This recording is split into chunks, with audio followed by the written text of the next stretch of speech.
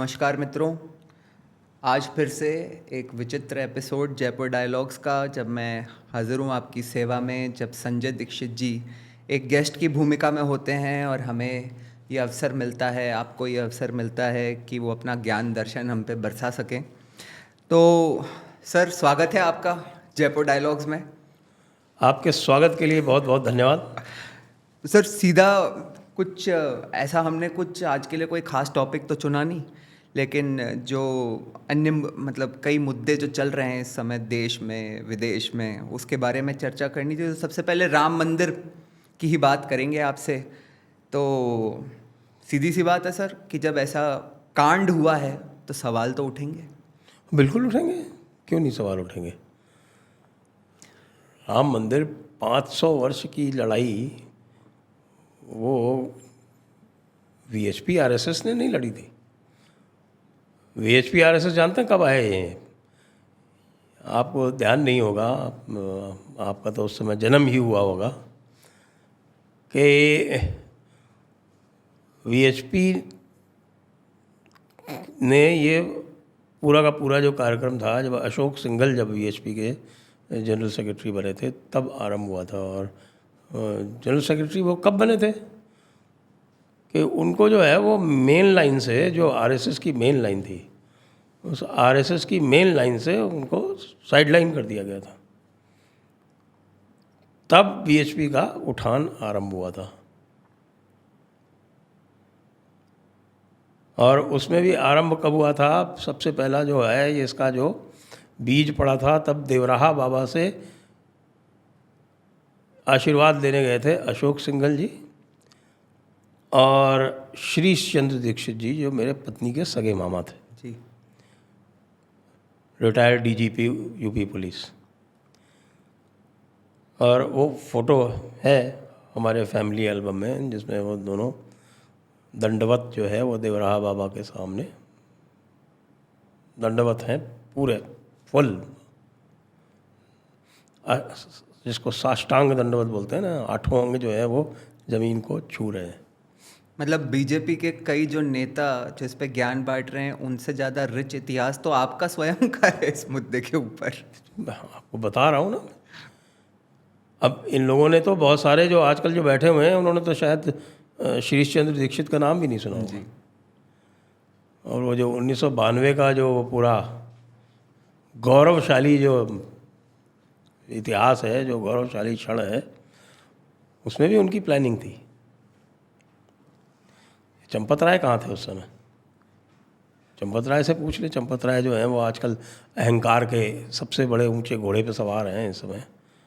अपने आप को कुछ नहीं समझ रहे, पता नहीं क्या समझ रहे हैं कि सब कुछ जैसे इन्हीं का किया धरा हो। और ज़ोर ज़ोर से लोग और इधर उधर आवाज़ भी लगा रहे हैं, अरे आप इनके योगदान को नहीं जानते। उनकी निष्ठा पे प्रश्न नहीं उठ सकता। उनकी निष्ठा पे प्रश्न, निष्ठा पे ही तो प्रश्न है। जब ये सब हो गया तो और किस चीज़ पे प्रश्न उठेगा? और इन्होंने शीश चंद्र जी के परिवार तक को न्योता नहीं दिया जी। अच्छा। जब राम जन्मभूमि का कार्यक्रम हुआ। दुर्भाग्यपूर्ण बात है। ये ऐसे राजस्थान की भाषा में नुघरे लोग हैं। तो इनके साथ जो हो रहा है, जो समय ने इनको कलंकित किया, बिल्कुल सही हुआ है। भगवान राम ने ही, जिसको कहते हैं ना कि भाई कि आप राम से नहीं बच सकते ना, तो ये भगवान राम ने ही इनकी ये दुर्दशा की है आज। और अभी भी पूरी तरह से समझ नहीं रहे हैं। अभी भी सोच रहे हैं कि साहब कि हम इसको पकड़े पड़े रहेंगे जी। ये नहीं होगा, पब्लिक नहीं होने देगी। अब पहली बार मैंने सुना, मुझे बड़ा दुख हुआ है जान के। पहली बार मैंने कभी सुना कि किसी भाजपा के प्रचारक को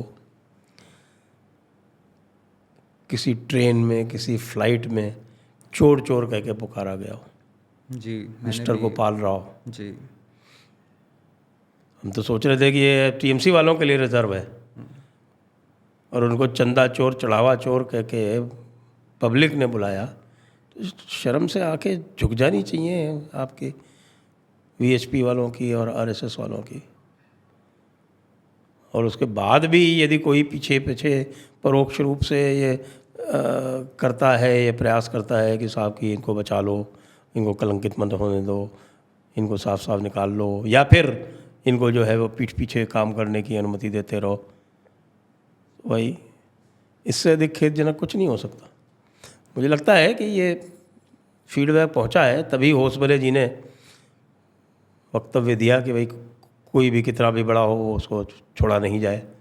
ये वक्तव्य इसी कारण आया है, लेकिन अभी तक मुझे नहीं लगता कि भी चंपत राय जी तक बात पहुंची है ठीक से।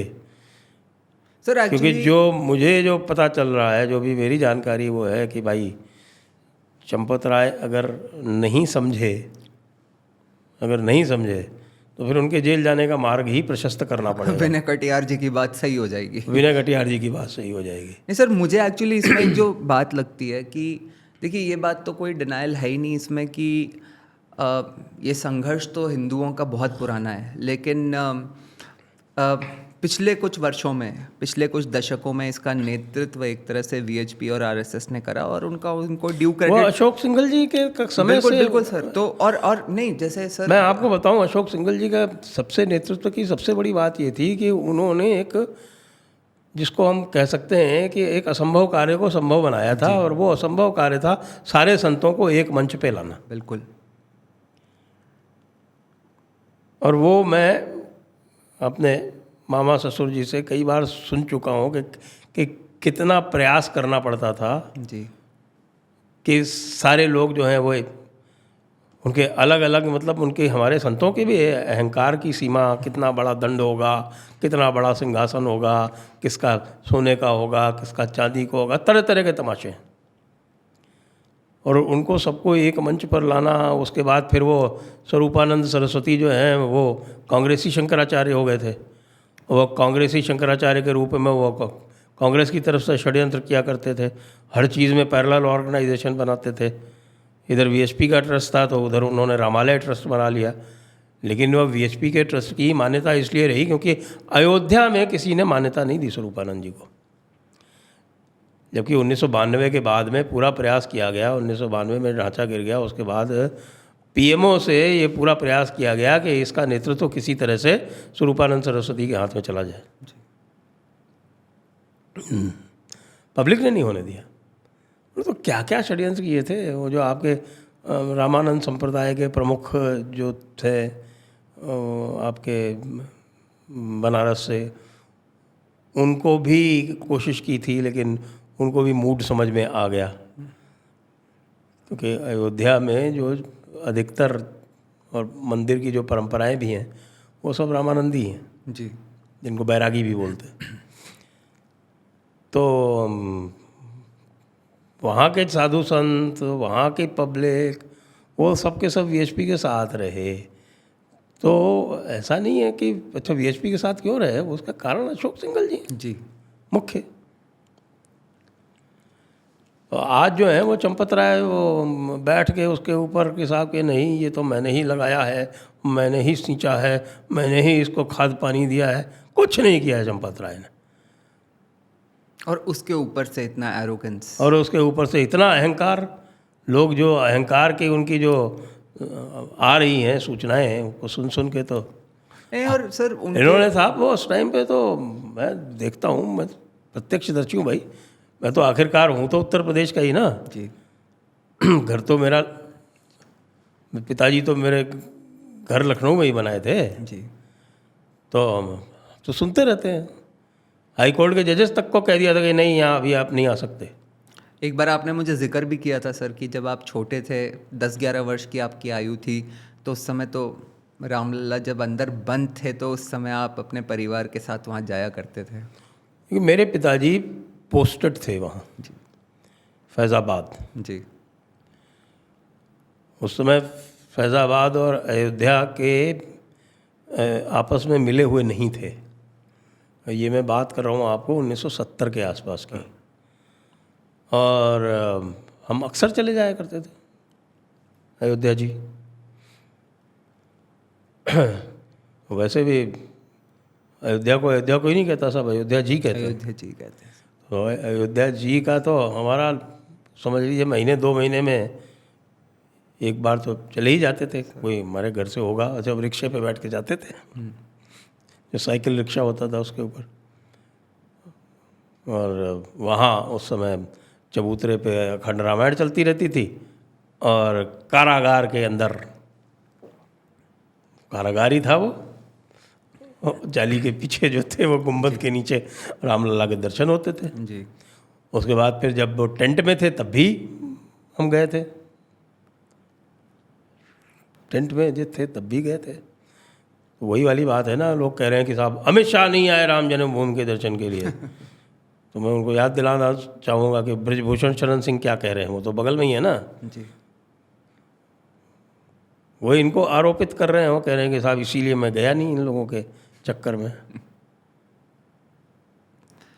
सर एक्चुअली क्या है कि एक आम व्यक्ति की जो धारणा है, जो मुझे लगता है मतलब एक नॉर्मल हिंदू कि सर उसे ऐसा लगता है कि इसमें तो कोई डाउट नहीं है कि हाँ भाई, जैसे कि अपन ने चर्चा भी करी कि एक समय पे वीएचपी और आरएसएस ने इसका नेतृत्व किया। आने वाले समय में जब नरेंद्र मोदी जी प्रधानमंत्री बने तो बीजेपी के एफर्ट्स की वजह से भी ये मंदिर निर्माण जो हो पाया, एक भव्य मंदिर बन पाया। तो कुछ लोग ऐसा कहते हैं कि भाई ये तो सुप्रीम कोर्ट के डिसीजन से हुआ, लेकिन जिस तरह से कोर्ट्स भी मूव करी नरेंद्र मोदी जी के नेतृत्व में और ये सब जब हो गया तो इसमें मैं ऐड कर दूंगा सर एक हाँ सर, आपको रोक देता हूँ यहीं पे। इसमें बीजेपी सरकार का बहुत बड़ा रोल है, छोटा मोटा नहीं है सर। 2010 में हाई कोर्ट का निर्णय आया था, और उसके बाद फिर ये पूरा ये सिविल सूट्स थे 3, जी। एक मुस्लिम पक्ष की तरफ से था, तो इधर थे एक निर्मोही अखाड़ा, एक श्री राम लल्ला विराजमान, और इनकी तरफ से था एम सिद्दीक करके। तो 2010 में जब ये वहाँ गए तो वहाँ समस्या आई कि वो सुप्रीम कोर्ट केवल इंग्लिश में डॉक्यूमेंट्स एक्सेप्ट करता है। जो हाई कोर्ट है उत्तर प्रदेश का, यानी इलाहाबाद हाई कोर्ट, जी। लखनऊ बेंच में मुकदमा था, तो वहाँ हिंदी डॉक्यूमेंट्स एक्सेप्ट होते हैं। तो वहाँ जितने भी डॉक्यूमेंट्स फाइल हुए सब हिंदी में थे। अब सुप्रीम कोर्ट में ये आया कि साहब कि ये हिंदी डॉक्यूमेंट्स का ट्रांसलेशन चाहिए। तो जो सरकारें थीं उस समय की, जो उत्तर प्रदेश की सरकारें थीं, वो जो काम था वो उत्तर प्रदेश सरकार को करना था उन डॉक्यूमेंट्स का ट्रांसलेशन करा के देने का। उनको बड़ा आसान लगा कि भाई डॉक्यूमेंट ही ट्रांसलेट नहीं होंगे, ये मुकदमा कभी फैसला होगा ही नहीं। उनकी इसमें कोई रुचि भी नहीं थी कि इनको फैसला करवाएं इसका। 2017 में जब योगी जी आए ना, उन्होंने 1.5 साल में सारे डॉक्यूमेंट्स ट्रांसलेट करवा के और जमा करवाए, तब दीपक मिश्रा ने उसको टेकअप किया जी। और फिर दीपक मिश्रा को कैसे इन्होंने रोका आप सब जानते हैं जी। नहीं सर, तो मैं अगर वो डॉक्यूमेंट्स ट्रांसलेट नहीं करवाते योगी जी तो क्या होता है? नहीं, सो ऑफ कोर्स मतलब इसीलिए मैं पूछ रहा था कि इसमें तो कोई डाउट है नहीं कि भाई मतलब बीजेपी हैज़ मेड एफर्ट्स जिसकी वजह से ये सपना हिंदुओं का पूरा हो पाया। लेकिन सर बात ये आती है कि और बाकी मोदी जी ने क्या किया होगा उसका हम केवल अनुमान कर सकते हैं। बिल्कुल सर, तो बिल्कुल। और सर लेकिन अल्टीमेटली बात ये आती है कि मतलब बीजेपी क्रेडिट लेती है, हम क्रेडिट देते भी हैं, लेकिन अगर क्रेडिट देते हैं तो यदि कुछ ऐसा हो जाएगा तो फिर जवाबदारी भी बन जाएगी ना सर। हम क्रेडिट देंगे तो हम प्रश्न मोदी करेंगे जी को ना सर। देंगे, योगी जी को देंगे, अशोक सिंघल जी को देंगे, जी। ना कि चंपत राय को देंगे। नहीं सर, मैं इस दूसरी चंपत राय कौन चीज़ है? नहीं, आप सही कह रहे हैं सर, लेकिन मैं फिर भी कह रहा हूँ कि मतलब एज एन ऑर्गेनाइजेशन, एक ऑर्गेनाइजेशन जो है, बीजेपी हो, वीएचपी हो, आरएसएस हो, जब हम आपको क्रेडिट दे रहे हैं, एक हिंदू की बात बता रहा हूँ कि भाई तो फिर सवाल पूछने का तो अधिकार है ना। एक सिंपल सा सवाल है सर कि मोदी जी प्रधानमंत्री बने इस देश के। बीजेपी तो अपने आप को कहती थी कि साहब कि हमारे यहाँ सवाल पूछने की स्वतंत्रता है। सर 12 वर्ष प्रधानमंत्री, 13 वर्ष मुख्यमंत्री, सबसे बड़ी यूएसपी की आज तक कोई 1 रुपए का इल्ज़ाम नहीं लगा पाया, उन पे ही नहीं, उनकी सरकार पे भी नहीं। तो आज जब एक व्यक्ति इस लेवल की चीज़ को इंश्योर कर सकता है, वो भी भारत जैसे देश में, तो फिर सर ये ऐसा तो नहीं है ना कि ये जिस दिन उजागर हुआ राम मंदिर का ये चंदा चोरी की बात, ये अनियमितता उसी दिन शुरू हुई होगी? ये कंप्लेंट्स तो काफ़ी समय से आ रही थी। तो कहीं ना कहीं बीजेपी या जो पूरा ये इकोसिस्टम है, इसको इंश्योर करना चाहिए था ना कि हमारी एक इतनी भव्य चीज़ पर ऐसा कुछ हो ही नहीं। बिल्कुल करना चाहिए था भाई। देखिए, आपको एक ये जिम्मेदारी दी गई है, कोई भी आप करते हैं वहाँ पे, तो सारे सिस्टम्स जो हैं, पहले कोई यदि किसी संस्था का हेड बनता है तो पहले क्या करता है वो? अब आप कहेंगे कि साहब आप अधिकारी रहे हुए हैं इसलिए आप इस तरह की बात कर रहे हैं, लेकिन ये अधिकारी की बात नहीं है। आप प्राइवेट सेक्टर में भी देख लीजिए, छोड़िए प्राइवेट सेक्टर, आप एक किसी डंकी चलती हुई जो दुकान है ना, उसमें भी देख लीजिए, उसमें भी सिस्टम्स आपको मिलेंगे। और जो इस तरह का, ये पब्लिक ट्रस्ट एक्ट में रजिस्टर्ड ट्रस्ट है भाई, पब्लिक ट्रस्ट है ये प्राइवेट ट्रस्ट नहीं है। सरकार ने इसका गैजेट नोटिफिकेशन निकाला है, तो इसमें पब्लिक ट्रस्ट एक्ट में रजिस्टर्ड एक बॉडी को ये इंश्योर करना ही करना है कि भाई उसकी जो सारी एक्टिविटीज़ हो वो ट्रांसपेरेंट हो। कहाँ है आपके प्रोक्योरमेंट रूल्स? कहाँ है आपकी एचआर पॉलिसी? कहाँ है आपके पूजा के नियम इत्यादि? सिंपल एसओपीज नहीं, मतलब आपके कहाँ है आपके अकाउंटिंग पॉलिसीज़? आपके अकाउंटिंग रूल्स आपने बनाए, फाइनेंशियल रूल्स बनाए, प्रोक्योरमेंट रूल्स बनाए, कंस्ट्रक्शन एक्टिविटीज़ के टेंडर कैसे निकलेंगे, क्या करेंगे, वो कराया आपने? क्या है आपके अभी बेसिक चीज़ें ही नहीं हैं आपने, तो मिस्टर चंपत राय कर क्या रहे थे? सर एक बड़ी इंटरेस्टिंग, खाली एक प्रचारक थे आप, वीएचपी के वाइस प्रेसिडेंट थे आप, उससे आपको सब कुछ आ गया, सारा ज्ञान आ गया आपको कि साहब नहीं नहीं नहीं नहीं, हम तो चूँकि हैं और वीएचपी के वाइस प्रेसिडेंट हैं इसलिए हमें सब ज्ञान है। चंपत राय जो भी लोग अब आ रहा है सामने, और ये सब ओपन में आ रहा है, मैं कोई नई चीज़ नहीं कह रहा, वो सब यही है कि साहब कि ये तो अपने आप को सर्वज्ञ समझते थे। तो जब एक अल्पज्ञ अपने आप को सर्वज्ञ समझेगा तो यही होगा। खैर सर बात यह है कि अब आरएसएस, वीएचपी, बीजेपी से तो जनता भी सवाल पूछ लेगी, हम लोग को जो पूछने हैं पूछ ही लिए। लेकिन सर इसमें योगी जी की जो भूमिका है ये बड़ी इम्पोर्टेंट है सर, क्योंकि मतलब योगी जी को तो अगर देखा जाए तो वो जो 2002-2007 वाला जो मोदी जी की इमेज थी, और मतलब आज की डेट में हिंदुत्व का कोई आई थिंक इंटरनेशनली सबसे बड़ा आइकॉन है तो वो योगी जी हैं। और जिस तरह का लोगों को उनको लेके जो विश्वास है धर्म के प्रति, जो जिस तरह से मतलब जिसे कहते हैं ना अनकॉम्प्रोमाइजिंग, तो मुझे लगता है वहाँ तो एक तरह से ये बीजेपी के लिए एडवांटेजियस नहीं हो जाए कहीं। वो तो अकललेस जी ने अपने पैर पे कुल्हाड़ी मार ली, या मैं कहूँ कि कुल्हाड़ी पे जाके पैर मार डाला क्योंकि अकललेस जी को ये लगा कि भैया ये मुद्दा अच्छा मिल गया। अच्छा, उनके साथ हो क्या रहा था कि वो जो पीडीए वाला जो मामला था वो खास चल नहीं रहा था, और ख़ास तौर से बंगाल के बाद से सभी के सभी नर्वस हैं जो भी पूरी तरह से मुस्लिम वोट बैंक पे आश्रित थे। और जब बंगाल में ये देखा कि भाई 30% मुस्लिम वोट जो है वो भी उनकी नैया पार नहीं कर लगा पाया, ममता दीदी की ना केवल नैया पार नहीं लगा पाया, मतलब बुरी तरह से हारे। 208 294 में से 2/3 से ऊपर है, कल्पना से भी परे। तो 2/3 से ऊपर। तो उसके बाद आपको पता ही है कि अखिलेश जी ममता जी के पास गए थे जी, वो तो आईपैक का मैटर था। फिर वो जो आईपैक को उन्होंने जो पैसे दिए थे उसको वो मांगने गए थे कि साहब इसको वापस करा दो, तो ममता दीदी तो फिर स्वयं ही ऐसी स्थिति में थी, वो क्या करती। अब तो आपको पता है कि ममता दीदी के जो अकाउंट्स हैं वो भी फ्रीज़ हो गए सारे के सारे, अब तो वो हैंड टू माउथ हो गई हैं। तो ऐसी स्थिति में वो भी मदद नहीं कर पाई, इनको आईपैक को भी छोड़ना पड़ा। अब आईपैक से ये निराश भी हो गए थे, पैसे भी गए, तो ये समस्या में आ गए।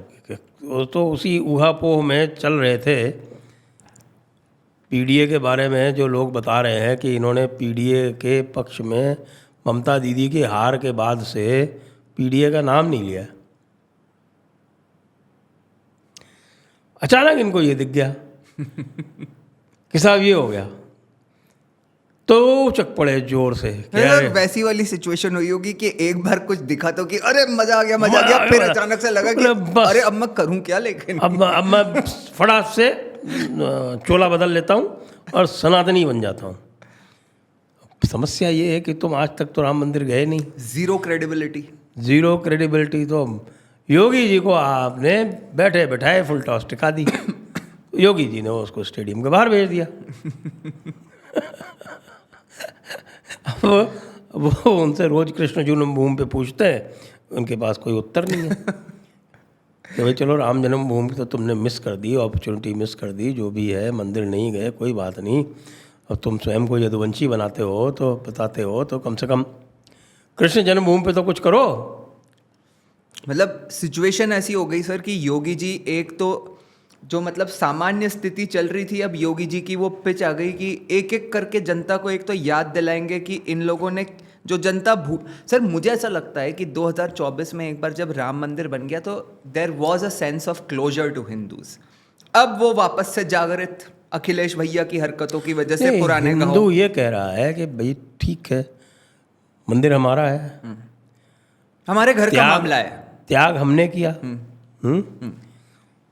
चंपत राय ने कुछ गड़बड़ की है, या चंपत राय के चेलों ने, चपाटों ने, जिनसे किसी ने गड़बड़ की है, हम निपट लेंगे, योगी जी निपट लेंगे। योगी जी निपट रहे ही हैं। योगी जी ने बिना किसी से पूछे तुरंत एसआईटी कॉन्स्टिट्यूट कर दी। और योगी जी जब आए तो चंपत राय से कह दिया कि 2 किलोमीटर दूर रहना। सर ये एक्चुअली आपसे पूछना ज़रूरी है, एक मतलब क्योंकि you have been in the administration, are you satisfied with the way the SIT is progressing? यही तरीका भी होना चाहिए, और तो क्या होना चाहिए लीगली? भाई first of all I cannot say कि एसआईटी कॉन्स्टिट्यूट करने के बाद में योगी जी पे कोई प्रेशर नहीं आया होगा, निश्चित रूप से आया होगा। तो और मेरा यह भी अनुमान है कि योगी जी ने उस प्रेशर को बहुत ज़्यादा तवज्जो दी नहीं है। तो उनकी यूएसपी है। हाँ, तो वो जो है वो एसआईटी अपने हिसाब से ही काम कर रही है। लेकिन जो भी प्रेशर आया होगा उसका ये है कि भाई वो ठीक है, वो ओवर रिएक्ट नहीं कर रहे हैं, विच इज़ फेयर। पॉइंट ये है, पब्लिक करेगी तू कौन, अबे तू कौन है, तू तो हमारे ऊपर गोली चलवाने वाला आदमी है। और सर इस भव्य मंदिर में भी तो गए ही नहीं आज तक, किस मुंह से बात कर रहे हो भाई? बिल्कुल, मतलब ईद के वो फंक्शन करवाते रहते थे, आपने बदनामी करने में, अपनी नीचता में, समय समय पे सनातन का मजाक बनाते रहता है। अपनी नीचता में आपने कोई कसर नहीं छोड़ी। अयोध्या के लिए आपने उसको, वो जो अवधेश है वो एमपी वहाँ का, उसको आपने अयोध्या का राजा घोषित कर दिया। मतलब भगवान राम के होते हुए किसी और को आप अयोध्या का राजा घोषित कर दें, इससे बड़ी तो कोई बदतमीजी हो नहीं सकती। और फिर जो है आप उसका फ़ायदा भी उठाना चाहते हो, फ़ायदा तो ना मिलेगा।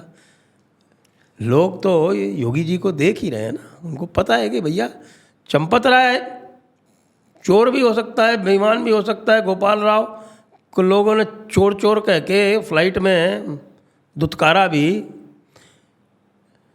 लेकिन योगी जी के ऊपर उनका अटूट विश्वास है और योगी जी ने दिखाया भी।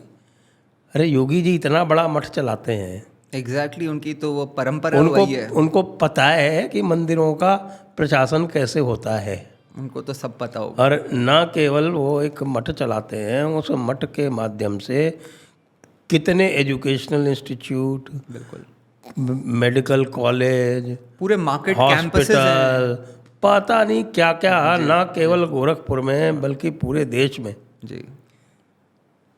तो उनसे अच्छा मंदिर का एडमिनिस्ट्रेटर भी कोई नहीं है जी। और बाकी उत्तर प्रदेश के सीएम के रूप में जो उनका एडमिनिस्ट्रेशन का स्किल है वो सब देख ही रहे हैं। तो ये मामला जो है ना, अकलेश जी जो है ना, वो जाके एक तरह से ये कहें कि जैसे हमारी कॉलोनी में कई बार हम हमें योगी जी पे पूरा भरोसा है। अब वो पैंथर के लिए पिंजड़ा लगाते हैं ना, हाँ। तो वो तो उसके लिए वो पैंथर का पिंजड़ा ही हो गया। वो पैंथर बन रहे थे, वो जाके पिंजड़े में फंस गए भाई साहब। और अब ना निगलते बन रहा है ना उगलते बन रहा है। इसलिए ये तो इनका मामला ना केवल फ्लॉप हुआ है, इनके उल्टा पड़ा है। और ये जो इन्होंने अपना पीडीए का मामला छोड़ दिया इतने दिनों तक, अब वापस इनसे नहीं संभलेगा। वो मामला ओम प्रकाश राजभर ले उड़े हैं। तो सर कुल मिला के अगर इसको कंक्लूड किया जाए तो ये तो एक तरह से प्रभु का इंसाफ ही है कि योगी जी जैसे सनातनी को उनकी पिच भी मिल गई, अखिलेश जी की ये हालत भी हो गई, और जिन्होंने एक्चुअली ये कृत्य किया है they will also be taken to their logical conclusion. 8 लोग तो जेल में हैं ही, बिल्कुल। जिन्होंने उनको प्रोटेक्शन देने का या मैटर को हशप करने का जब पाप किया है, उनका भी समय आएगा, निश्चित रूप से आएगा। तो सर प्रभु श्री राम के मंदिर के बाद मेरे ख्याल से देश में जो सबसे एक ज़बरदस्त मुद्दा चल रहा है, जैसे कि आप ज़्यादातर तो आप ब्लैक कॉफ़ी पीते हैं लेकिन इसमें आज दूध मिल गया है, तो उसी तरह से जो पेट्रोल में इथेनॉल मिला दिया गया है। आपको गलत ध्यान है। मैं दिन में 2 बार ब्लैक कॉफ़ी पीता हूँ सर, और 2 बार दूध वाली कॉफ़ी पीता हूँ। अच्छा, दो ही हैं? 2 बराबर ट्रीटमेंट है, इक्वल ट्रीटमेंट। तो सर जिस तरह ये कॉफ़ी में, ब्लैक कॉफ़ी में दूध मिला के ये ऐसे हो जाती है, लेकिन फिर भी टेस्ट तो होता ही है बढ़िया, इसीलिए आप पीते हो 2 बार। अब ये जो पेट्रोल में जो इथेनॉल मिला दिया गया है, इससे जो गडकरी जी को जो 10 वर्ष से कहा जाता था कि सड़क का आदमी, अब उनको सड़क पे ही ला दिया गया है। तो ये क्या हो रहा है ये भी जो है ना वो विचित्र सी स्थिति है। अब ये एथेनॉल की जहाँ तक बात है, एथेनॉल ब्लेंडिंग की, ये गडकरी जी का डिसीजन है नहीं, ये कैबिनेट का डिसीजन है। लेकिन गडकरी जी का भी अहंकार चढ़ के बोलता है, वो सारा क्रेडिट स्वयं लेना चाहते हैं। उस चक्कर में सारा ब्लेम भी उनके ऊपर जा रहा है। सीधे सीधे कह सकते थे कि भाई ये तो कैबिनेट का डिसीजन है, मैं इम्प्लीमेंट कर रहा हूँ। अगर इतना कह दें गडकरी जी, तो मामला जो है फिर वो मोदी जी के ऊपर शिफ्ट हो जाता है। लेकिन अब क्या कहें, या तो गडकरी जी चाहते नहीं हैं कि साहब वो मोदी जी को बचाना चाहते हैं। लेकिन अगर वैसे भी देखा जाए तो एथेनॉल में कोई प्रॉब्लम तो है नहीं ऐसी, भाई ब्राज़ील वगैरह में चल रहा है। इशू थोड़े से लिमिटेड से हैं कि भाई लोगों को आप जो है वो ट्रांजिशन का टाइम तो दीजिए और उस ट्रांजिशन को स्मूथ बनाइए।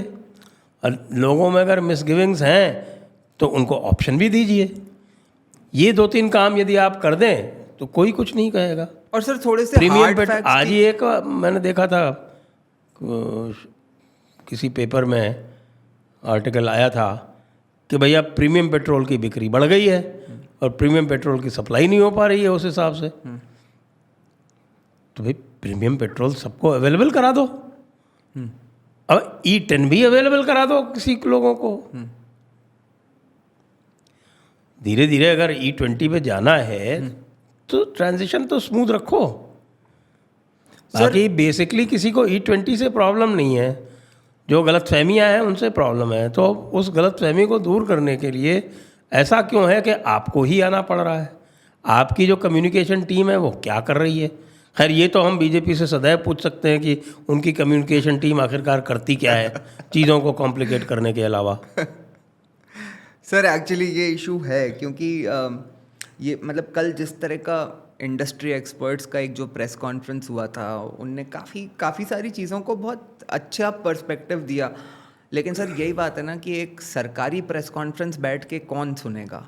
तो कम से कम जो आप कम्युनिकेशन स्ट्रैटेजी की बात कर रहे हैं, ऐसे तो मतलब सोशल मीडिया पे इतना काम चलते रहता है, तो कम से कम ये जो हार्ड फैक्ट्स हैं इनकी तो कम्युनिकेशन स्ट्रैटेजी सही होनी चाहिए कि जो एक लोगों के मन में एक संशय सा बन गया है ना, जो नहीं भी अफेक्ट हुए हैं, जिनके यहाँ कोई प्रॉब्लम नहीं भी हुई है, उनको डर लग रहा है कि यार कुछ हो ना जाए अपनी गाड़ी में, कुछ हो ना जाए अपनी गाड़ी में, क्या होगा अपनी गाड़ी का।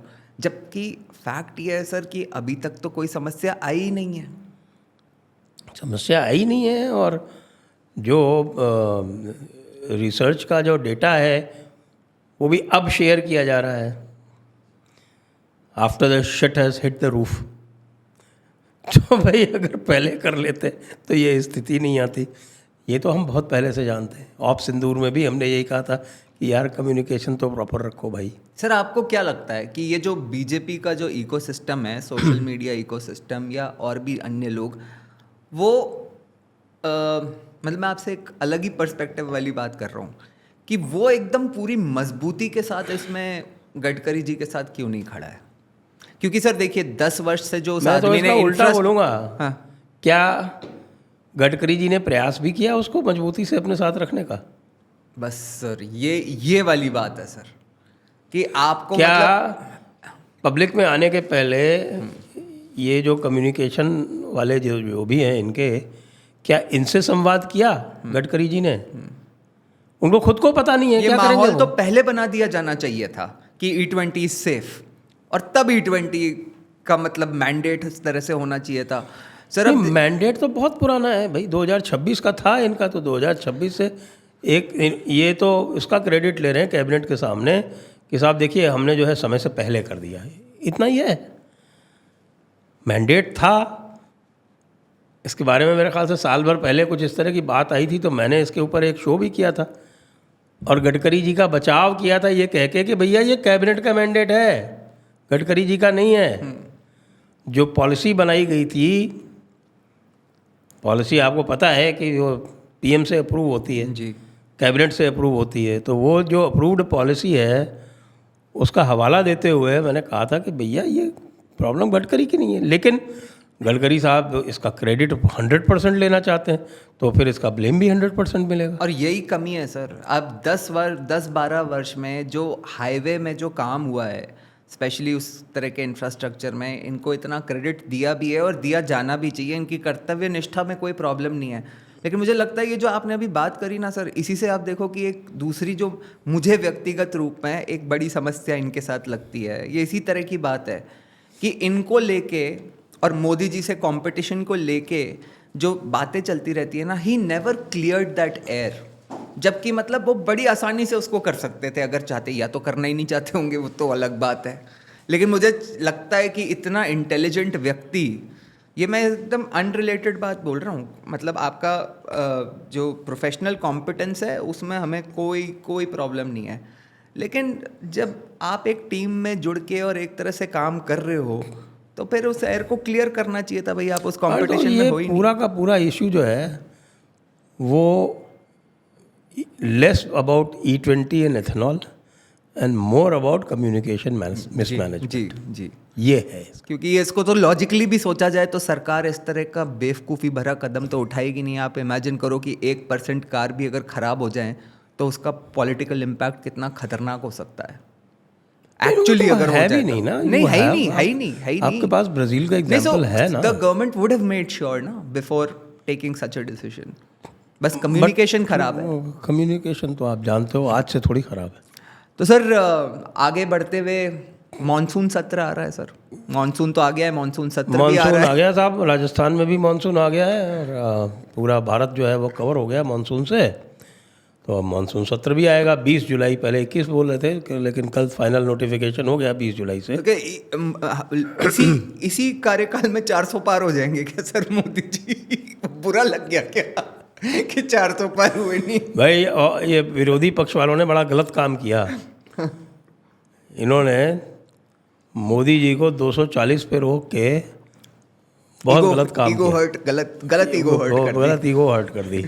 अब जो है वो 400 पार होगा ही और अभी होगा। 400 तो नहीं कह सकते, लेकिन 2/3 तो पार 100% वही मतलब कहने का आशय वही था। 400 पार का जो इम्पैक्ट चाहिए था बस वो तो हो जाएगा। वो 100% ना केवल होगा बल्कि 5 मेजर लेजिस्लेशन की बात हो रही है, जिनमें से 3 कॉन्स्टिट्यूशन अमेंडमेंट है। जी, 2 तो जो एक तो आपका वो डीलिमिटेशन वाला जी, और एक और कौन सा है वो तो नॉर्मल है, FCRA वाला, जी जो उन्होंने रूल्स के माध्यम से कवर कर लिया है, लेकिन जो छोटी मोटी चीज़ें हैं वो ले आएंगे, कोई दिक्कत नहीं है। वो तो केरला में उनको कुछ क्रिश्चियन वोट्स की उम्मीद थी, जो मैंने तब भी कहा था कि कुछ नहीं मिलने वाला, नहीं मिला। और अब उनको भी समझ में आ गया कि भाई ये मृग मरीचिका है, तो उस मृग मरीचिका के चक्कर में ना पड़ा जाए। तो उन्होंने कर दिया, इतना कर दिया उसका, आप देखो मार्को रूबियो दौड़ते हुए पहुंच गए मदर टेरेसा के मिशनरीज ऑफ चैरिटी के यहाँ। वो तो अच्छी रगड़ाई की, और ये जो रूल्स में अमेंडमेंट करके हाथ पैर तो बांध ही दिए इनके। तो एक तो ये, और एक डिलिमिटेशन वाला, ये सिंपल मेजॉरिटी वाला है। मजा तो तीनों कॉन्स्टिट्यूशन अमेंडमेंट बिल में आने वाला है। विमेंस रिजर्वेशन वाला, अब विमेंस रिजर्वेशन वाला ये वैसे ही अपोज करना इनके लिए मुश्किल है। पिछली बार किया, ये सब जो और हुआ है उसके उसी का बाद तो सब, इम्पैक्ट है। उसके बाद वो बंगाल हो गया, सब हो गया, तो ये कि इनके मन में वो भी बैठ गई कि यार इसका जो है इम्पैक्ट पड़ता है, ऐसा नहीं कि नहीं पड़ता है। छोड़ छोड़ के भग गए सर, और क्या करेंगे। दूसरा जो है वो खतरनाक है, वो वन नेशन वन इलेक्शन वाला। वो भी अभी का ही इरादा है क्या? तो वन नेशन वन इलेक्शन अब अभी हो या अगले में हो, वहाँ आएगा तो है वो। मसौदा तो तैयार ही है ना उसका, उसको करना क्या है। बिल्कुल। अपने राजस्थान के ही हैं सर जज साहब जो इसका पूरा भी मतलब जिसके काम में लगे हुए हैं, जस्टिस दिनेश माहेश्वरी। पहले फिर सुप्रीम कोर्ट गए थे, और अभी लॉ कमीशन के आई थिंक चेयरमैन है, तो उनके जिम्मे ही दिया हुआ है मेन काम तो ये। तो हाँ, वो लॉ कमीशन के जो पिछले चेयरमैन थे उनके समय से काम आरंभ हुआ था। वो इंसिडेंटली हर जगह आपके तार जुड़े हुए हैं सर। राम मंदिर से लेके वन नेशन वन इलेक्शन तक हर जगह आपके तार जुड़े हुए हैं। तो हमारे ब्रदर इन लॉ भी हैं, वो उनके समय पे यह कार्य आरंभ हुआ था, वो पूरा हो चुका है। तो वो कभी भी वो परवान चढ़ सकता है। मुख्य चीज़ तो ये है कि 2/3 है ना आपके पास, 2/3 है, हो जाएगा। और फिर आ जाइए आप ये जेल वाले पे। इसको देख के तो लोगों को वैसे ही जूड़ी का बुखार आ रहा है। इसका तो बहुत खतरनाक कॉन्सिक्वेंसेस हो सकते हैं। वो जूड़ी का बुखार इसलिए आ रहा है कि अब ममता दीदी के जाने के बाद और स्टालिन के जाने के बाद मुख्यतः कांग्रेस के ही चीफ मिनिस्टर बचे।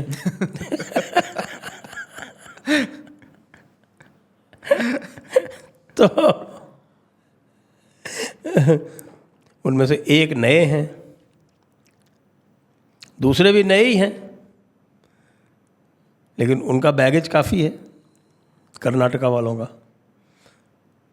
तो वो भी घबराए घूम रहे हैं। और ये जो हैं, जो हमारे एक तेलंगाना वाले हैं, इनका भी काफ़ी बैगेज हो चुका है, अब तो इनको समय भी हो गया। सर लेकिन जिनके वजह से ये कानून बनाया गया उनके लिए भी बड़ा अस्तित्व का संकट हो गया है, जिस तरह से पंजाब में हालात बने हुए हैं, और मतलब बाकी तो और कहीं बचे नहीं वो। सर बाय द वे उनने कहा है कि आज की तारीख में अगर देश में कोई सनातनी पार्टी है तो आम आदमी पार्टी ही है। बिल्कुल। देखिए आम आदमी पार्टी के बारे में एक चीज़ तो आप देखेंगे कि वो सिद्धहस्त हैं। वो किसमें सिद्धहस्त हैं? वो चेहरे पर कोई भी शिकन लाए बिना झूठ बोलते हैं। मास्टरी तो है। बिल्कुल। मतलब यदि आपको उनका बैकग्राउंड नहीं पता हो, पहली बार आप सुन रहे हो, तो आप बिल्कुल कन्विंस हो जाओ कि यार कि बंदा वाकई सर हुए ही थे ना हम सब लोग सनातनी पार्टी। अब अभिजीत दीपके और सोनम वांगचुक से तो कोई कन्विंस नहीं हो पा रहा। लेकिन केजरीवाल से तो हुए थे सर, ट्रेनिंग व्रेनिंग करके 8-10 किलो कम करके जिस तरह से भिखारियों की तरह वो बैठा था, लोगों को लगा था भैया ये आदमी देश बदलेगा। अरे उसने भाई एक प्रकार से मैं ये कहूँगा कि इस तरह का जो सडन राइज बहुत कम होता है। या तो एक बार में बदल दिया था आपके हम NT रामाराव ने, आंध्र प्रदेश जो था अनडिवाइडेड आंध्र प्रदेश, उसको या फिर इसने बदला। काम तो किया था, भूतपूर्व था भाई, और लगातार वो जीता। आपके देखिए लगातार, एक बार तो खैर कांग्रेस नहीं बनवा दिया, उसके बाद 2 बार जो जीता है वो वेरी इंप्रेसिव विक्ट्रीज। बिल्कुल बिल्कुल, इसमें तो कोई डाउट है ही नहीं। भाई 70 सीटों में से एक बार 67 और दूसरी बार शायद 62। बिल्कुल। तो इतनी ज़बरदस्त मैंडेट लेके कोई आ रहा है, तो वो कुछ तो उसमें। अब वो कहता है कि साहब कि हमको तो इन्होंने ज़बरदस्ती जेल भेज के वो सब करके हमारी बदनामी कराई, लेकिन वो दैट अपार्ट, वो फिर लॉन्ग स्टोरी हो जाएगी। लेकिन ये है कि हाँ भाई, अरविंद केजरीवाल को फिनोमिनन तो ट्रीट किया जा सकता है। अब वो उसकी ऐसी तैसी करने में लगे हुए हैं पंजाब में। पंजाब में जो स्थिति है उसमें ये तो लगभग सभी एक मत हैं कि ये पार्टी तो जाएगी। ये तो जाएगी। अब आएगी कौन, उसका ही संकट है। उसका संकट है। वो अलग बात है कि भाई पंजाब कांग्रेस की ऐसी तैसी करने में राहुल बाबा भी लगे हुए हैं। वो कह रहे हैं कि नहीं नहीं, ऐसे कैसे आने दूंगा मैं अपनी पार्टी को।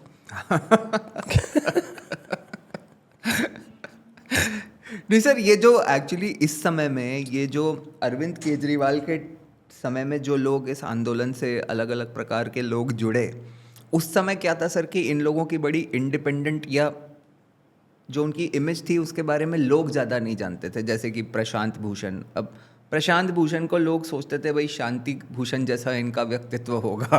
उसी तरह से सर योगेंद्र यादव भी उस समय पे नए कैरेक्टर ही थे, जनता के लिए कम से कम एक्टिविस्ट माने जाते थे, और इस तरह के लोग जुड़े हुए थे सर।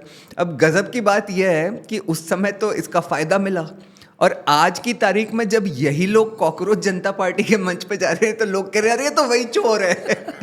फिर आ गया ये हालात बना दिए सर अरविंद केजरीवाल से जो लोग जुड़े हुए थे।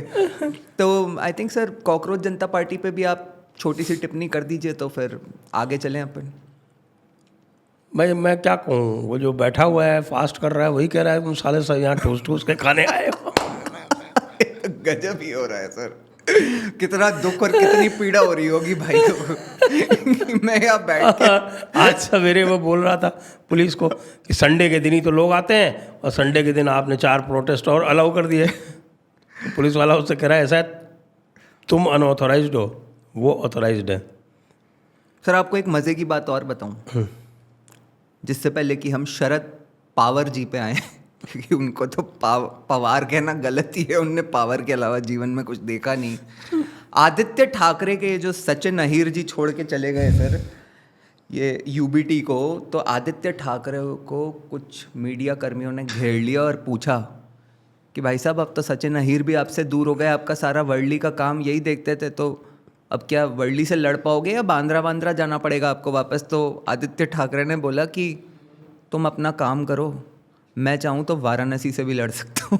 वो तो लड़ना ही चाहिए उनको वाराणसी से। तो बिल्कुल हम तो कहेंगे कि साहब कम से कम अभी तक गंगा जी इतनी स्वच्छ हो गई हैं कि अब वहाँ सुनते हैं कि भाई डॉल्फिन्स आने लगी हैं, लेकिन फिर पेंगुइन भी आ जाएंगी।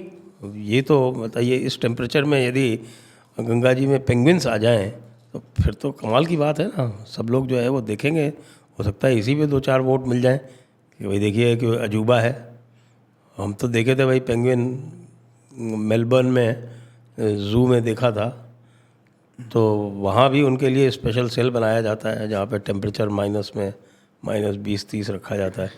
तो ये जो पेंगुइन है ये बनारस की गर्मी में कैसे मैनेज करेगी, ये सोचने की बात है। तो इसके लिए एक स्पेशल सेल वगैरह बनवाया जाए जिसमें -20-30 टेम्परेचर रखा जाए, और इसको वहाँ पे एग्जीबिशन, सुनिए मैं तरीका बता रहा हूँ ना कैसे जीतेंगे, वहाँ एग्जिबिट में रखा जाए, और फिर उस एग्जिबिट में ये कहे कि भाई इस एग्जिबिट में आपको हम फ्री एंट्री देंगे, खाली आपका ये कमिटमेंट है कि आप इसको वोट दोगे, तब हो सकता है जमानत बच जाए।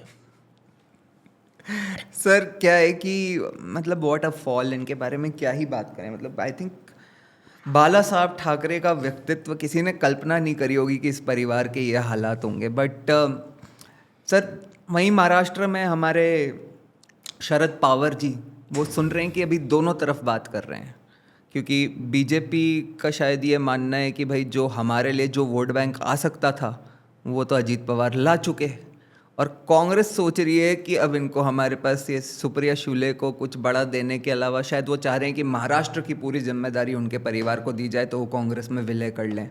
तो नेगोशिएशन दोनों तरफ चल रहा है, but don't you think it's too late now, it's all over?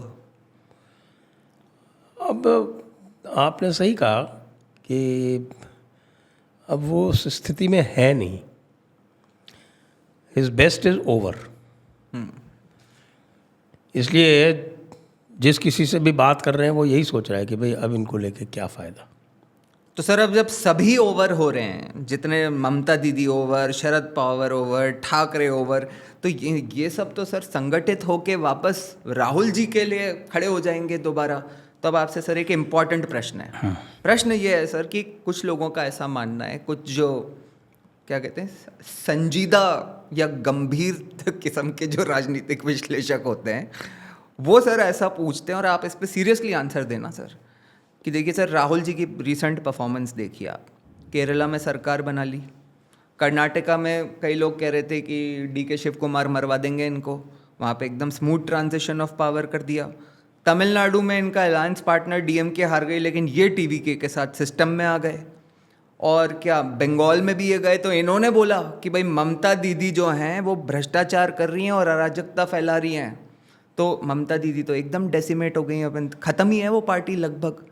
तो वहाँ की भी जो ऑपोजिशन स्पेस है उस वहाँ पे कम्युनिस्ट तो ख़त्म है, तो कांग्रेस के पास एक अपॉर्चुनिटी है। तो राहुल गांधी तो मजबूत कर रहे हैं सर कांग्रेस को, अच्छी कमबैक करी है। आपके क्या विचार हैं इस पे? क्या होगा अगर सब कांग्रेस के लिए संगठित होते हैं तो? ये बीजेपी की कॉन्स्पिरेसी है, क्योंकि बीजेपी चाहती है कि उसको कहीं पे भी किसी भी रीजनल पार्टी से कोई चुनौती ना मिले, वो केवल कांग्रेस के सामने चुनाव लड़ना चाहती है। फिर कांग्रेस वापस 40 पे आ जाएगी। क्योंकि इसका विश्लेषण तो बहुत सारे लोग बहुत बार कर चुके हैं कि बीजेपी का जो बेस्ट स्ट्राइक रेट होता है वो उन सीटों में होता है वहाँ जहाँ वो डायरेक्ट कांग्रेस के साथ कॉन्टेस्ट में होती है। तो डायरेक्ट लड़ना चाहते हैं, तो इसलिए वो रीजनल पार्टीज़ को फिनिश कर रहे हैं। वो कांग्रेस कह रहे हैं यार तुम आओ, कि भाई तृणमूल कांग्रेस अगर पावर में रहती बंगाल में तो कम से कम आप ये समझ लीजिए कि 10-12 सीट तो निकाल ही लेती। लेकिन अब तृणमूल ख़त्म हो गई, कांग्रेस आएगी तो शायद 1-2 भी निकालना मुश्किल हो जाए। भाई 2029 तो सील्ड है ना उनके लिए। मिनिमम मैंने हिसाब किया था कि भाई बंगाल से 36 सीटें आनी हैं बीजेपी की। 36 तो वो 36 सीटें बीजेपी की वहाँ से आ गई तो सारा डेफिसिट कवर हो गया। 240 से आप फिर तो क्या निकाल लो, फिर क्या बचा। और उत्तर प्रदेश में भी हर बार तो 33 पे नहीं रुकेगी ना, सवाल ही नहीं अब तो। वो एक बार गलती कर ली, वो काट की हंडी वाली बात है, वो बार बार थोड़ी, वो बार बार नहीं होता। हाँ, आई एम 100% सर्टन कि दोबारा 400 का क्लेम करेंगे भी नहीं मोदी जी। नहीं, कोई सवाल ही नहीं सर, मोदी जी ने तो किया भी नहीं था। अब की बार 400 पार का नारा तो पूरी बीजेपी का पूरे चुनाव में था ना। हाँ तो नहीं, मोदी जी का तो ये बनता था कि since he is one of those who has his years on the ground, इसको मना कर देना चाहिए था कि भाई ये कोई इस तरह की ऊंची हरकत उससे बहुत बड़ी गलती हुई। उससे अहंकार झलकता है। हमारे यहाँ के क्या है, पब्लिक को भारत की जो है ना, उनकी विचित्र समस्या है पब्लिक की भी। अहंकार पसंद नहीं है। 2 चीज़ें बोलूँगा कि आपको ट्रकों पर लिखा हुआ मिल जाता होगा अक्सर, 100 में 90 बेईमान फिर भी मेरा भारत महान। ये ट्रक्स पे चलने वाला एक बड़ा, हमारे यहाँ ट्रक्स के नारे जो हैं वो पब्लिक मूड को बड़ा अच्छा रिफ्लेक्ट करते हैं। लेकिन पब्लिक को नेता बेईमान नहीं चाहिए। पब्लिक जो है वो खुद कुछ ही करे। जहाँ काम करती है वहाँ काम करता है व्यक्ति, वहाँ काम में चोरी करे, जो काम करना है उतना नहीं करके आधा काम करे, और बाकी अगर उसको कोई रिस्पॉन्सिबिलिटी दी जाए तो उसमें जो है वो मौका लगे तो रिश्वतखोरी कर ले, सब कुछ है, लेकिन लीडर ईमानदार चाहिए। एक तो ये है, और दूसरा ये है कि साहब कि वाकई तो वैसे तो अपने जब देखो तब हर एक आदमी के साहब मूँछों पे ताव देते घूमेगा कि हम ये और हम वो, हमारे ख़ानदान का ये, हमारे ख़ानदान का वो, ये सब करके। नेता में अहंकार नहीं होना चाहिए।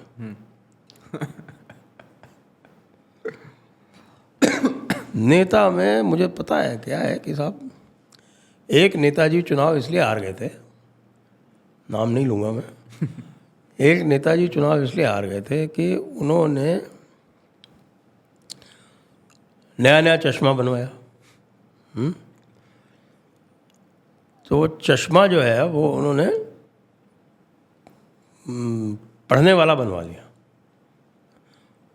उन्होंने वो प्रोग्रेसिव वगैरह वाला नहीं बनवाया, ना उन्होंने वो डबल लेंस वाला बनवाया,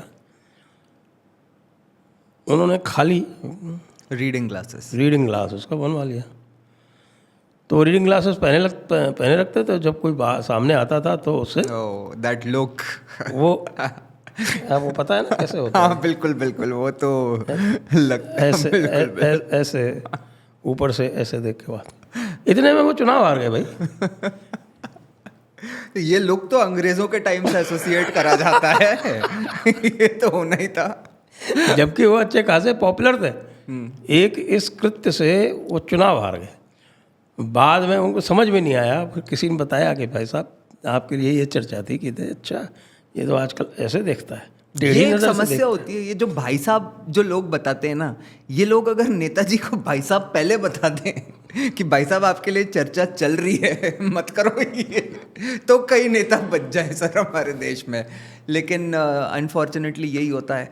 और ये जो अहंकार वाली बात है सर, कल मैं किसी का सुन रहा था, पता नहीं कौन था, मुझे एग्जैक्टली याद नहीं है, बट उन्होंने भी बड़ी इंटरेस्टिंग बात कही। उन्होंने कहा कि देखो 2024 में जिस वर्ष में राम मंदिर, भव्य राम मंदिर बन के खड़ा हुआ, उस वक्त वो 400 पार का नारा और वो लल्लू सिंह वगैरह का एटीट्यूड की वजह से बीजेपी तो आ गई 300-240 पे।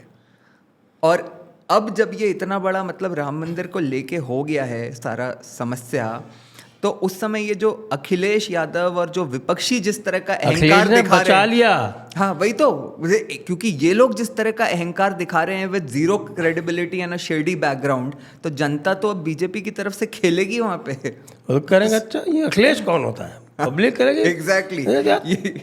हम जो कुछ करें चंपत राय का हम हैं, तू कौन है अखिलेश।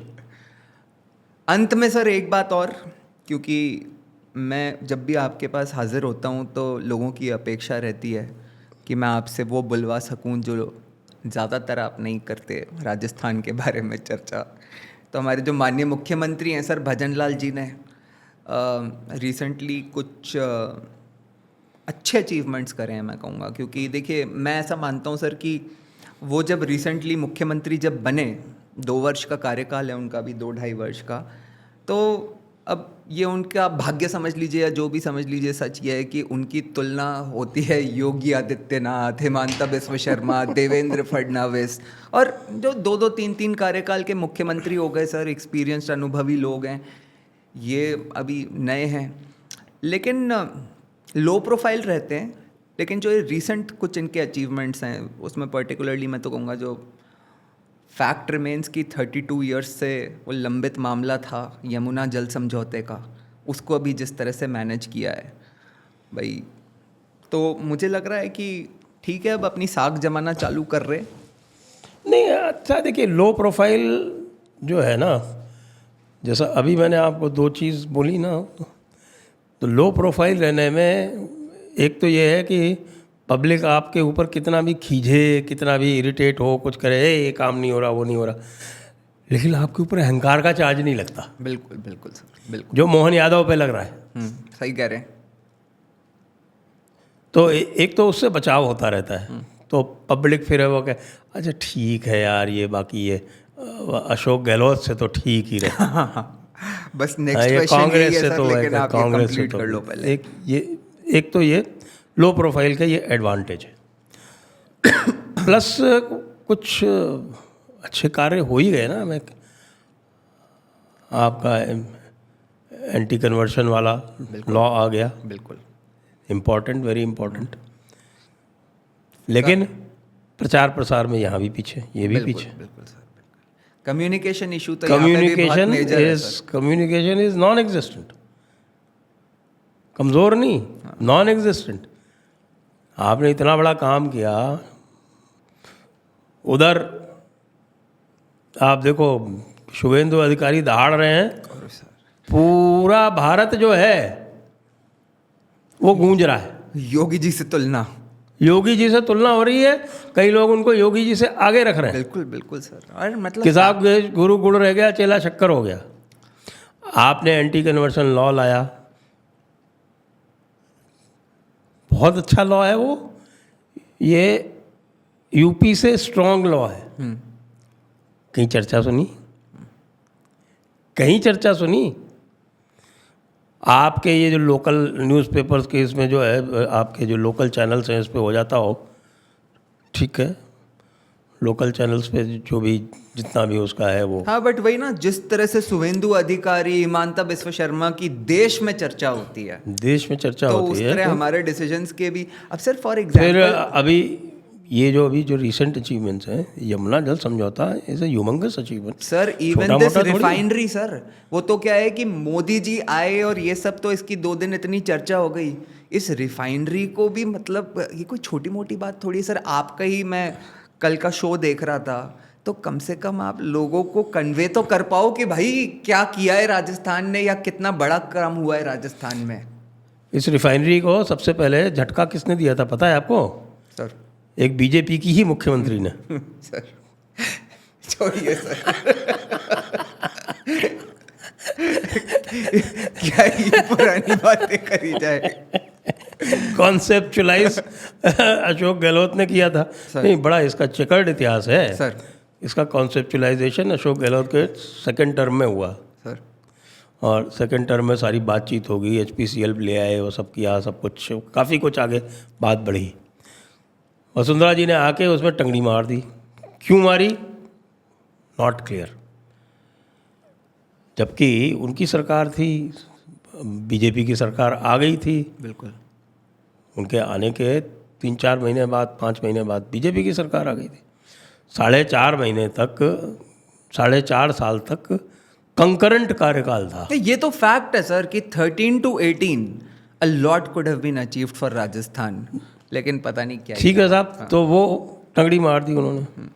वो तो मैं प्रत्यक्षदर्शी हूँ उसमें कि किस तरह से हमारे चीफ सेक्रेटरी साहब उस समय के जो थे वो ज़बरदस्ती उसमें टंगड़ी अड़ाया करते थे, और हम सब देखते तो कहते कि हमें बिल्कुल क्लियर था कि साहब ये सरकार नहीं चाहती कि आ गया है। क्यों?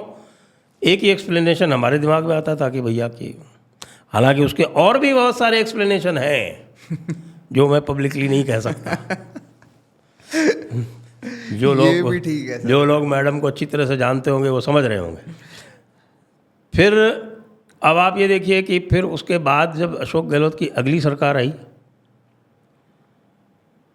अशोक गहलोत का ओरिजिनल प्रोजेक्ट था, उनको आगे ले जाना चाहिए था, उन्होंने टंगड़ी मारनी शुरू कर दी।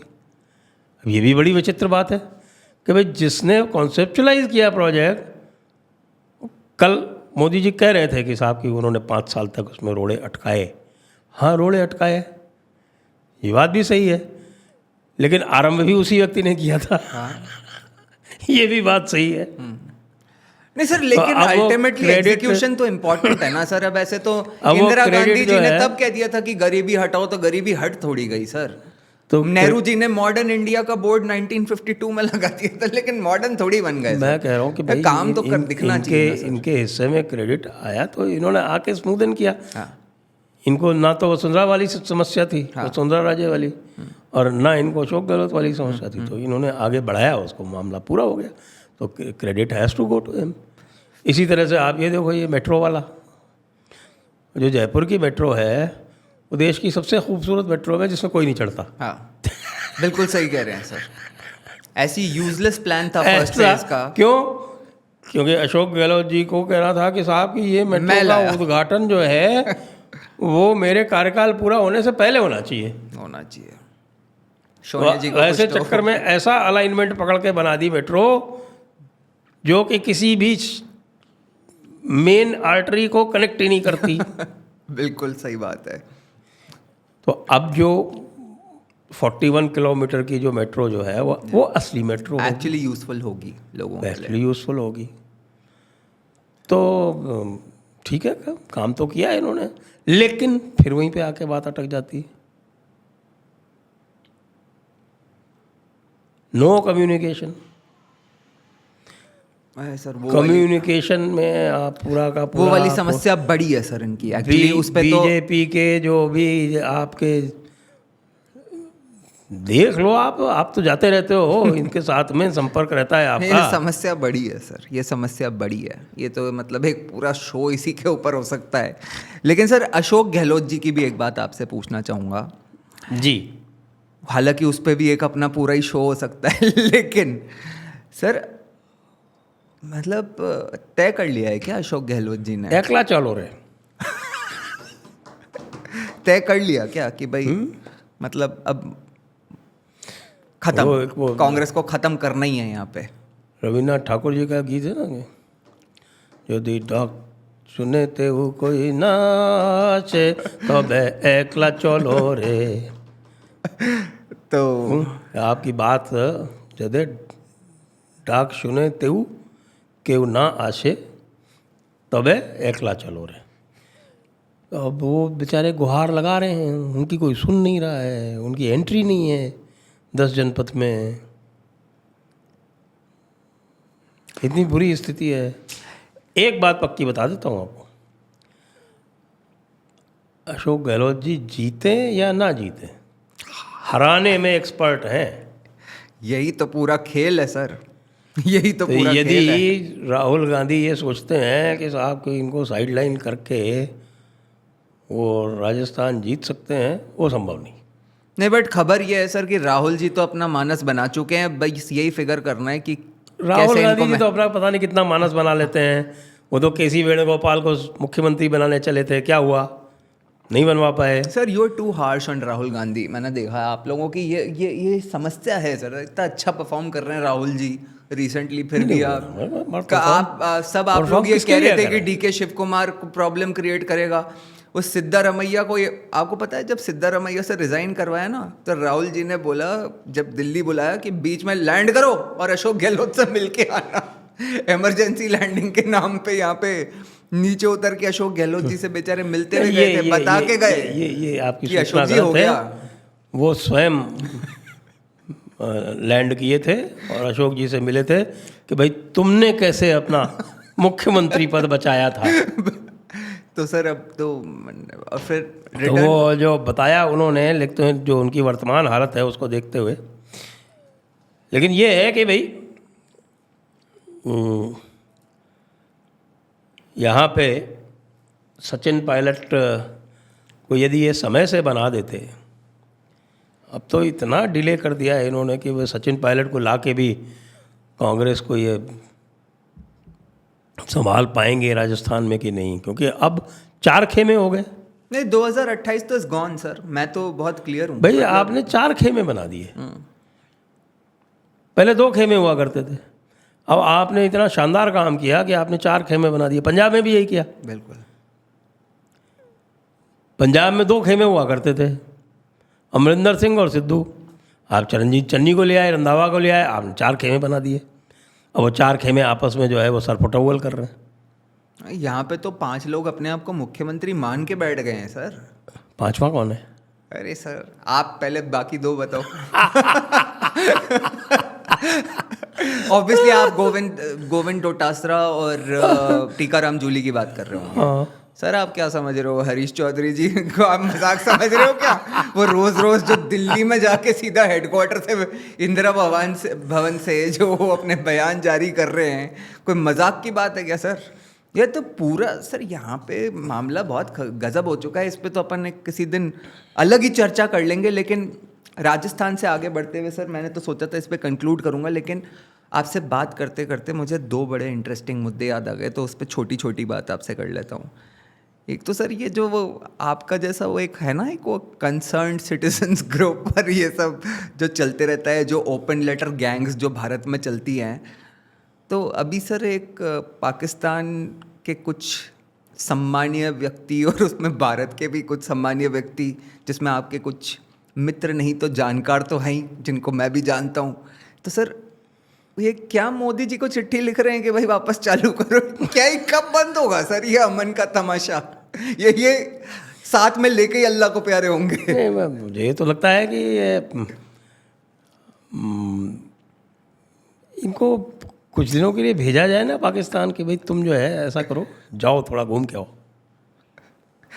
सर मतलब फिर वहाँ पे गाली वाली खा के आए हैं, उसके बाद फिर कुछ इनका कुछ नहीं हो सकता। वो अमरजीत सिंह दुल्लत जो है वो पूरा जो कश्मीर ख़राब करने का, अगर किसी ऑफिशियल का अगर आप ब्लेम करना चाहो कि साहब एक ऑफिशियल बताओ जिसने पूरी कश्मीर की और 1989 से लेके और आज तक सारा ख़राब किया उसको, this man is the one. Yes, वहीं तो पोस्टेड थे ये इतने लंबे समय के लिए। अरे भाई पहले जब वो 89-90 वाला कश्मीरी पंडितों का वहाँ से एक्सोडस हुआ, 7th एक्सोडस बोलते हैं जिसको, तो रॉ को यही तो हेड कर रहे थे। नहीं, उस टाइम पे ये आईबी के हेड, बिल्कुल वहाँ पे हेड थे। हाँ। जम्मू कश्मीर में श्रीनगर में पोस्टेड थे। बिल्कुल। उस टाइम पे ये वहाँ के हेड थे। इन्होंने पूरा मिसमैनेज किया उसको, गलत सलत रिपोर्टिंग की, और he was Farooq Abdullah man. Sir ये बड़ी इंटरेस्टिंग बात है कि ये जो आईबी में जो लोग पोस्टेड रहते थे जम्मू एंड कश्मीर और श्रीनगर में, उसके बाद वो एग्जिट लेके रॉ में पहुंचते थे। ऐसे बहुत सारे वो ये ऐसा कोई पैटर्न नहीं है। This man was the one exception who did that, और बहुत गलत हुआ। He had no absolutely zero aptitude for रॉ, और ऐसे आदमी को रिवॉर्ड भी किया गया। कब किया गया? 1999 में बने हुए, 1999 टू 2000 अटल जी के टाइम पे ये रॉ के चीफ बन गए। अरे तुम आईबी में रहते रहते रॉ में कैसे पहुंच जाओगे? ऐसे आप देख लो। उसके बाद से जो इनकी हरकतें हैं, he was always advising the government during UPA times on Kashmir. Not only that, अभी भी ये तो हमने एक कैंपेन चलाई थी जिसकी वजह से इनको आउस्ट किया गया। उस पर कभी और बात करेंगे, लंबा है किस्सा वो भी। सर एक्चुअली अभी इससे पहले जो अपन चर्चा कर रहे थे पहले इनसे जो है हमारे यहाँ का जो आपका कश्मीर डिवीज़न है, J&K डिवीज़न है होम मिनिस्ट्री का, उसको इंस्ट्रक्शंस थे कि इनसे पूछ के काम किया करो। बिल्कुल। Even in the Modi government, initial times of Modi government, वो इकोसिस्टम तो काम कर ही रहा था ना सर। इसमें ये जो अभी आप और भी कुछ चीज़ें हैं जो मेरी किताब में लिखी हुई हैं, मैं यहाँ पे नहीं बोलूँगा, लेकिन क्योंकि नहीं तो फिर बहुत हंगामा होगा उस पर। सर वो इकोसिस्टम या कम्युनिकेशन की जो अभी अपन बात कर रहे थे ना, राजस्थान सरकार की भी, तो देखिए अगर इसको आप कोरिलेट करके देखो तो क्या गज़ब का मामला है कि यही AS दुल्लत साहब राजस्थान में अपने जयपुर लिटरेचर फेस्टिवल में आते हैं और कैसा सेलिब्रिटी ट्रीटमेंट वहाँ पे किया जाता है, और वहीं पे हमारे मतलब मुख्यमंत्री जी से लेके और जो उप मुख्यमंत्री हैं वहाँ पे जाके और मतलब सारा इनॉग्रेशन। तो और ये तो इनके अब ये सर इनको तो मतलब चलो आपको नहीं पता तो आपके कोई एडवाइजर्स तो होने चाहिए कि आपको बताएं तो कि भाई क्या है ये कम्युनिकेशन क्या है। तो कम्युनिकेशन सेल या उससे रिलेटेड जो भी चीज़ें हैं, दे आर अटर फेलियर्स।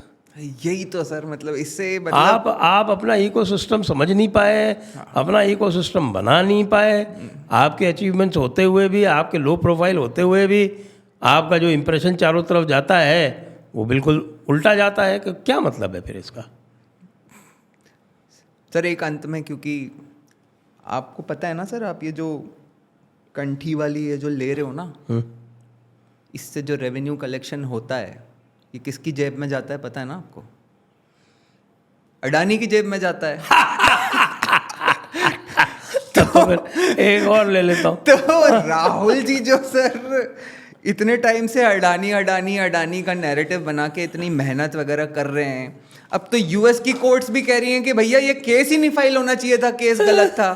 तो इस पे भी सर आप कुछ अपना ज्ञान दर्शन अरे दीजिए कुछ कि अब नहीं क्या साहब। होगा इसका मतलब। ये एक तो मुद्दा था ले दे के। राहुल गांधी जी तो यही कहेंगे कि साहब ये देखिए, अब राहुल गांधी से पहले तो मैं हमारे सत्यनारायण गंगाराम जी बढ़ई का वेट कर रहा हूँ कि वो कुछ स्टेटमेंट दें इसके ऊपर।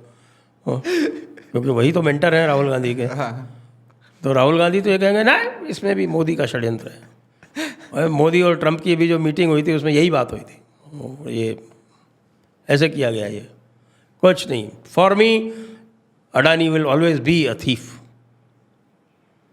वो जो कहेंगे वही सच्चा है। नहीं सर, अब इलेक्टोरल बॉन्ड्स वगैरह तो विड्रॉ हो गए हैं, तो मुकेश अंबानी जी की जगह अडानी जी भी एक टेम्पो भिजवा देंगे इनके यहाँ, तो शांत हो जाएगा मामला।